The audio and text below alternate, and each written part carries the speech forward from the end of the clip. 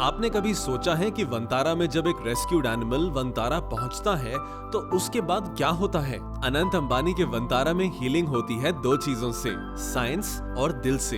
यहाँ weights advanced scans और lab test से हर एनिमल की रियल प्रॉब्लम समझते हैं, फिर उनके लिए पर्सनलाइज्ड ट्रीटमेंट बनाते हैं। पर बात सिर्फ इंजरीज ठीक करने की नहीं, इमोशनल रिहैब भी उतना ही इम्पोर्टेंट है। शांत स्पेसेस, जेंटल केयर और टाइम, ताकि एनिमल्स खुद को सेफ फील करें, ट्रस्ट वापस आए और कॉन्फिडेंस फिर से बिल्ड हो। बस इसी तरह वंतारा रेस्क्यू को कम बैक बनाता है।